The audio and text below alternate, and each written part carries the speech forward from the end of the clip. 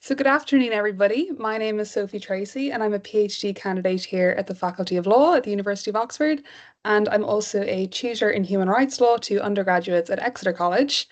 And it's really a pleasure to be speaking to you today about the work of the European Court of Human Rights and kind of its relationship with the United Kingdom over the last 75 years or so. Um, this topic ties in a lot with my own research, and it ties in with a lot of our lives. You probably see a lot about human rights in the newspaper and online. And my hope is that after today, you can come away with maybe a better understanding of how the institutions that protect and enshrine our fundamental rights work and how kind of the law behind them works as well. And this is really a classic kind of topic that you'll be studying if you choose to study human rights law, whether that be at Oxford or elsewhere. So how this afternoon's going to work is I'm going to speak for about 40 to 45 minutes. And in that time, we're going to just be exploring how human rights have developed in Europe, kind of really in the aftermath of the Second World War and onwards. And we're going to be looking at it from a UK perspective. And so this is, it's the story of law, but it's also one of politics, of history, of philosophy. And so it's really interesting and it's great to be talking about it today. So we're going to start with looking at some of the background and history of human rights institutions. And then we're going to delve into some substantive law and some of the kind of the cases that have arisen in front of the court in recent years.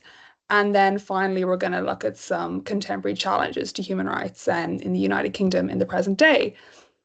So when the presentation's finished, I'll say a few words about studying law at Oxford, studying human rights law, particularly what we offer here to our undergraduates. And then there'll be time, if any of you have any questions, whether that's on studying law or on anything to do with the presentation or human rights law generally. Great. So first slide. So I always think it's helpful when, you're coming to a new area like this to have a bit of history to kind of contextualize what we're dealing with here and to contextualize the human rights system that we find ourselves with today. So kind of as a brief introduction, the story of modern human rights law really begins in 1948 with the Universal Declaration of Human Rights. I'm sure a lot of you have heard about this. It was basically enacted by the United Nations General Assembly. And the First Lady Eleanor Roosevelt was really involved in drafting it. You've probably heard of her. And essentially, this was a document that set out a number of human rights that universally all people have, which was kind of maybe a radical idea at the time. And it was really a reactionary instrument to naturally the atrocities of the Second World War and the Holocaust. And it was a way of kind of making a strong political statement that there are these global, universal human rights that all people have throughout the world. So I would recommend if you have time to maybe have a look at this document. It's quite short and it includes rights that we might expect to see in a human rights instrument or in maybe a domestic constitution. So the right to life, the right to freedom from torture, the right to be free from slavery, equality before the law, right to a fair trial, things like that. But it also includes some unusual rights, let's say, that we wouldn't usually see in domestic constitutions. And this includes a right to rest and leisure, the right to asylum, and the right to social security, among others. And a really key theme in this whole Universal Declaration of Human Rights is that human rights are universal, they're indivisible, and they're interdependent. And again, this was kind of like radical thinking at the time that, you can have a right to life, but there's no point in having a right to life unless there's a right to a certain standard of life. And that without protecting kind of more a holistic view of human rights, there's no point in just taking a piece by piece approach. So this, as I'm sure you can imagine, sounds great. The problem was there was no way to enforce these rights. So if you were living in a state and they were disrespecting one of your rights, say, you weren't getting Social Security and you had a right to this under the Universal Declaration, there was no way to compel your state in law to secure your right. And I just want to flag this issue of enforcement because it comes up over and over again in human rights law. We can have these kind of lofty ideals and enshrined in these human rights instruments, but if there's no way of actually compelling the state to secure our rights, well, then they're almost dead letter. So this is kind of was an issue, okay? So that brings us then to 1950 when we have a new human rights treaty entering on the scene in Europe. And that was called the European Convention on Human Rights. And that's kind of this what my talk is centering on today, this human rights treaty. And the European Convention on Human Rights was signed by all member states of the Council of Europe. And I just want to pause here to distinguish the Council of Europe from the European Union. And so I'm sure a lot of you are familiar with the European Union. And that's really an integrated economic and political union, which the UK has famously withdrawn from, that has 27 member states. Okay, that's nothing to do with the Council of Europe. The Council of Europe is this kind of broader organization of 46 member states of Europe that's more focused on things like protecting human rights, protecting democracy, upholding the rule of law, and so on. So the European Convention on Human Rights is a treaty adopted by the Council of Europe, which means that the UK is a party to this treaty.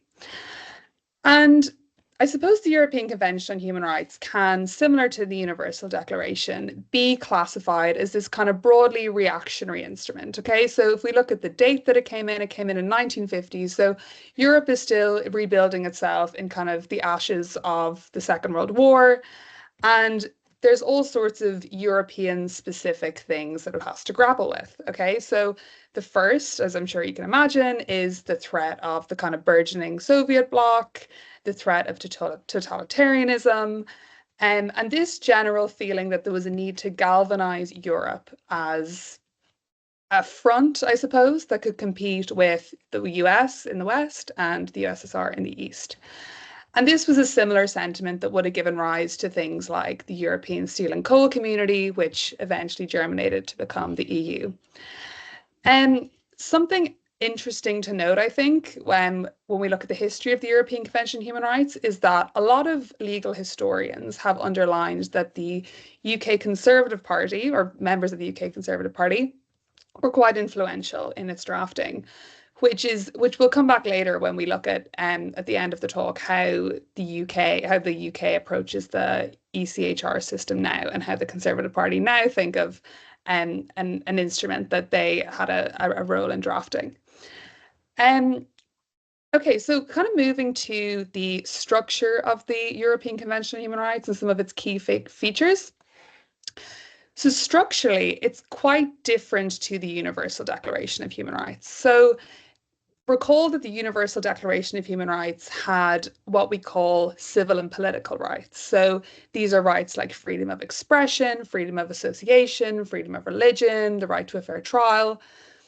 And it also had some socioeconomic rights. Okay, so these are rights to things like housing, to healthcare, to education, to asylum. Okay, so the Universal Declaration of Human Rights, as we saw, protected both of these.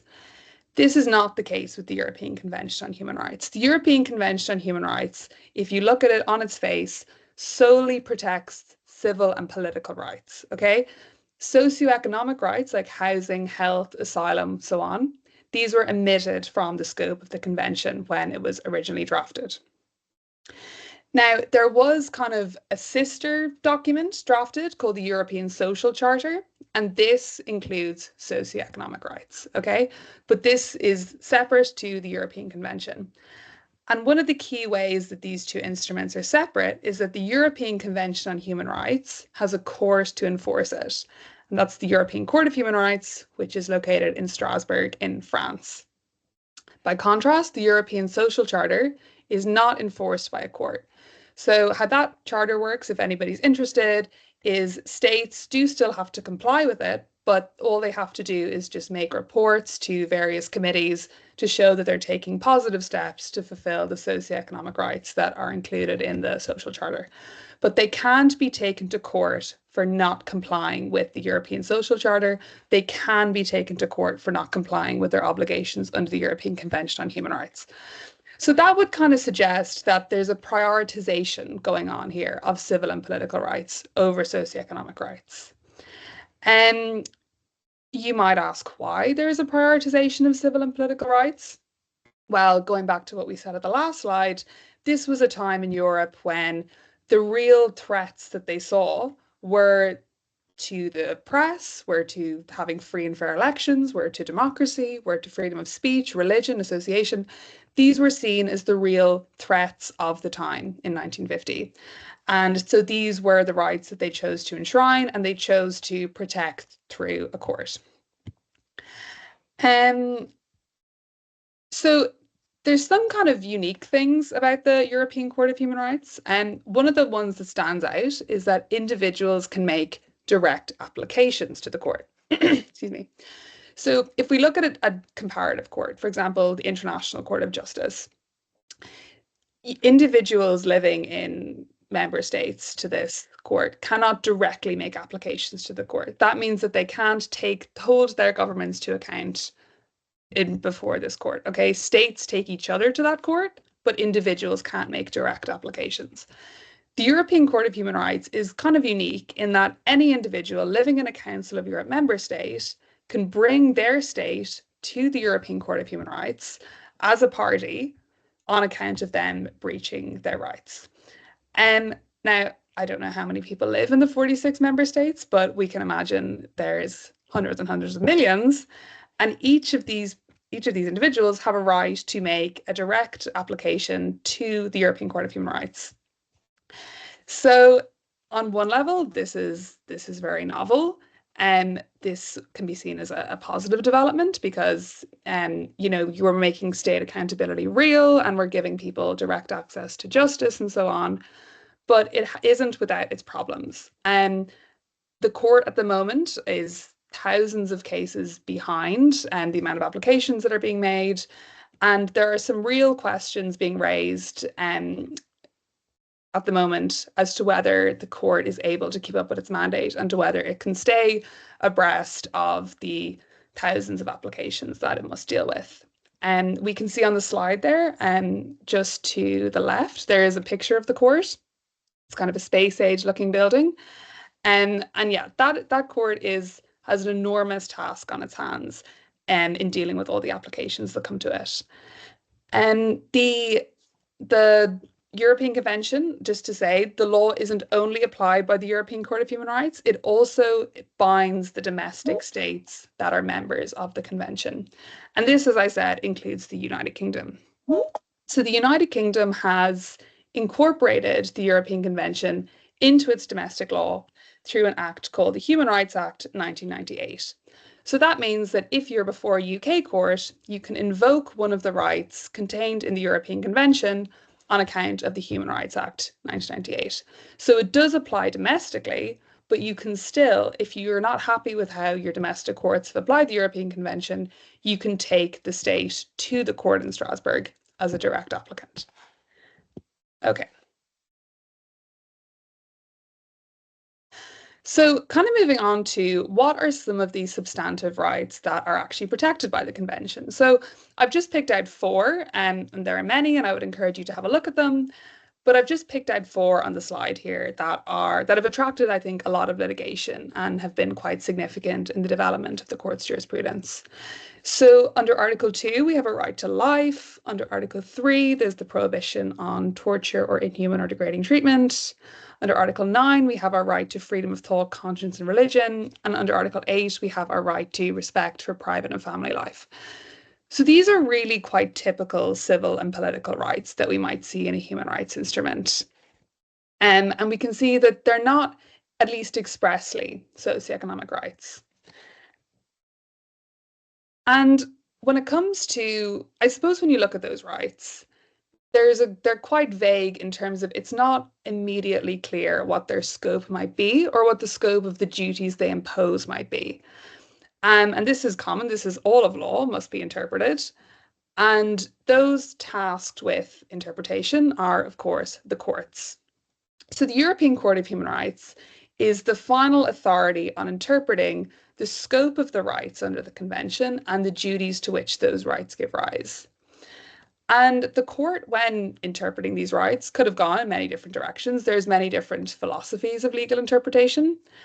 But the kind of interpretation that the court has adopted is quite expansionary, we'll say. And often when the court is interpreting the convention, it has reference to this quote I have on the slide from a case called Artico in Italy. And it says, the convention must be interpreted and applied in a manner which renders its rights practical and effective, not theoretical and illusory.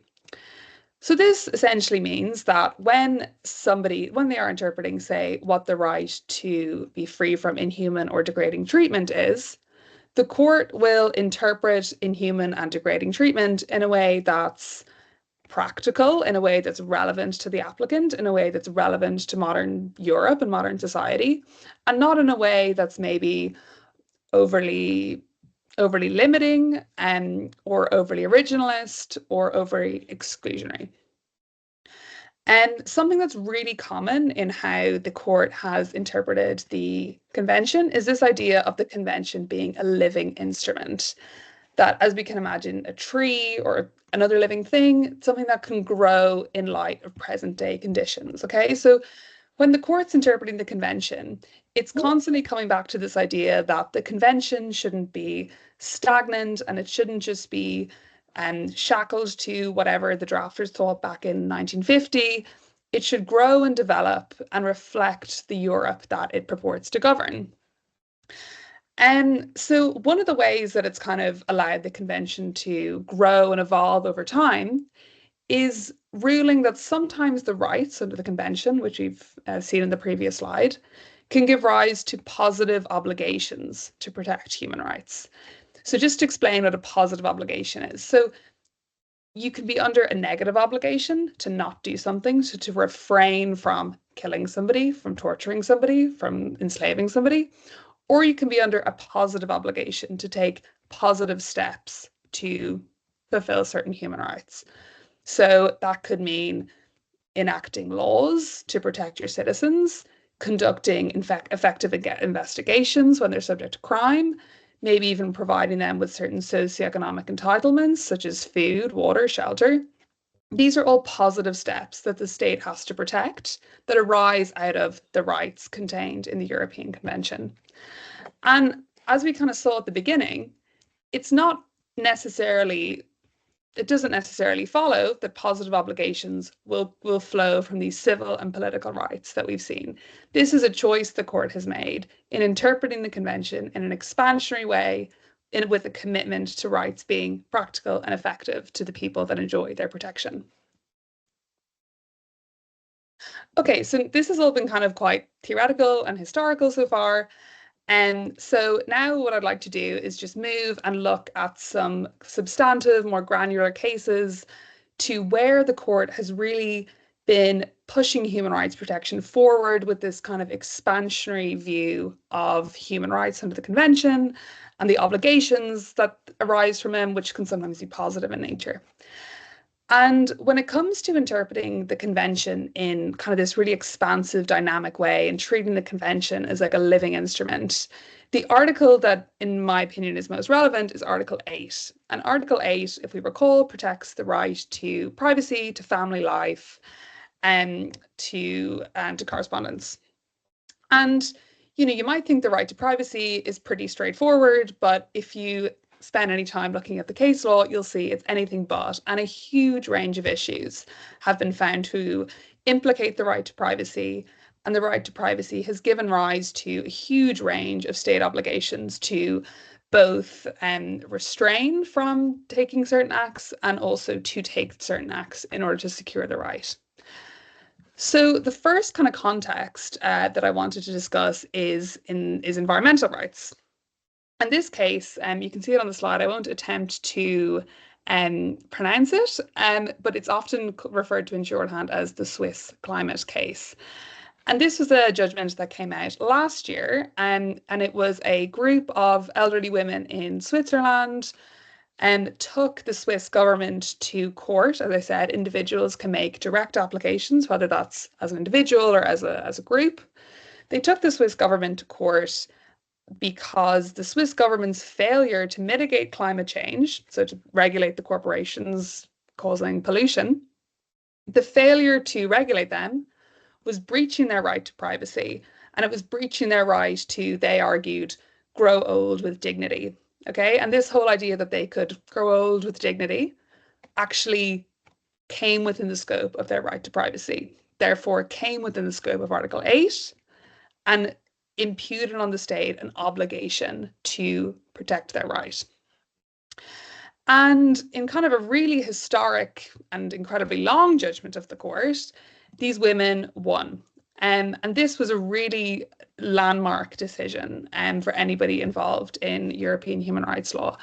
And the judgment, the bottom line of the judgment, was essentially that the Swiss government, because they are signed up to the convention, have a positive obligation to take steps to mitigate the adverse effects of climate change. So that might mean regulating the companies or monitoring them or putting in infrastructure in place to prevent climate change and slow it down in order to protect the rights of these women.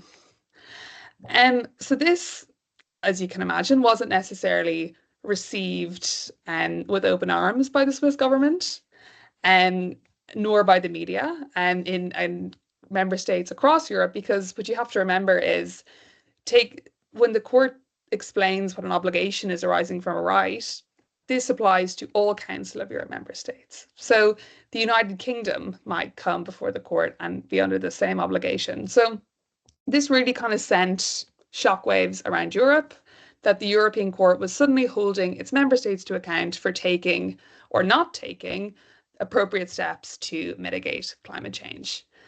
And so this kind of case is kind of still ongoing, and because the Swiss government haven't been too forthcoming with complying with it, but it is a real kind of watershed moment for the court and what it can achieve through its expansive approach to interpreting human rights.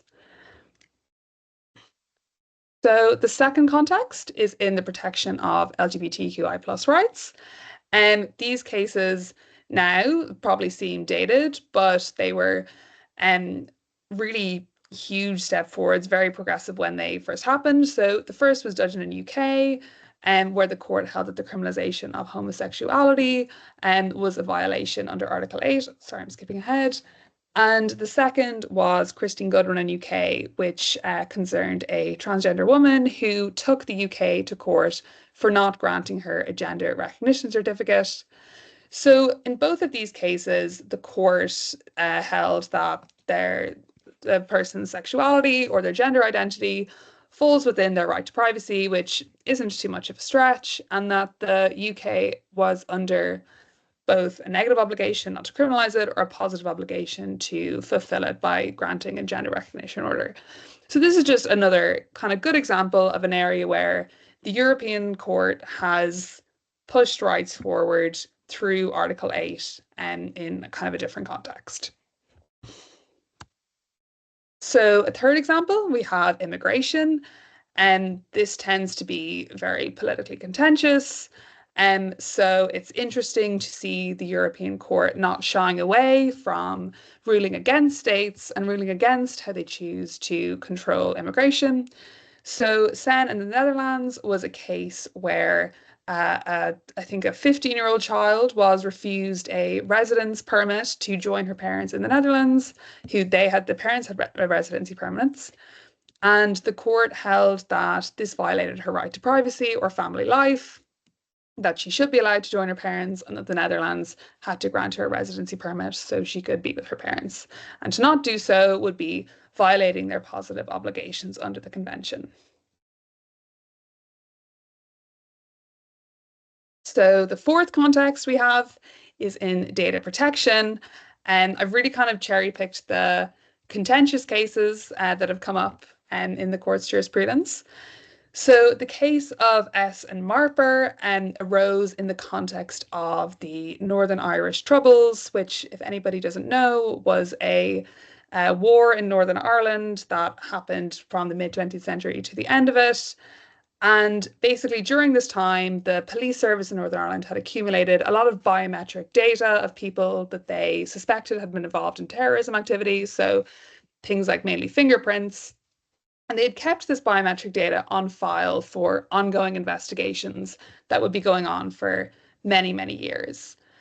And some of the people whose data was being kept by the police service for years and years on end argued that this was breaching their right to privacy, that there hadn't been any prosecution of them, there hadn't been any closed investigation of them, that the police weren't allowed to just indefinitely store their biometric data on file.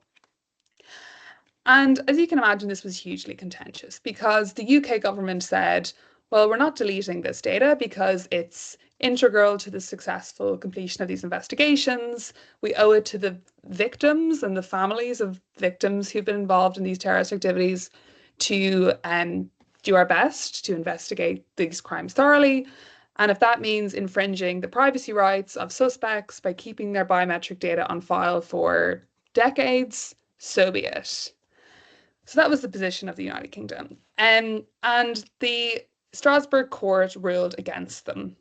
The Strasbourg court said that the privacy rights were being infringed in a disproportionate manner and that the data had to be deleted. So this was, again, a real spark point of competing interests, and where the Strasbourg court is the final arbiter of what the rights are under the convention and therefore what the state's obligations are, is kind of venturing into contentious terrain and kind of expanding the scope of human rights protection in Europe.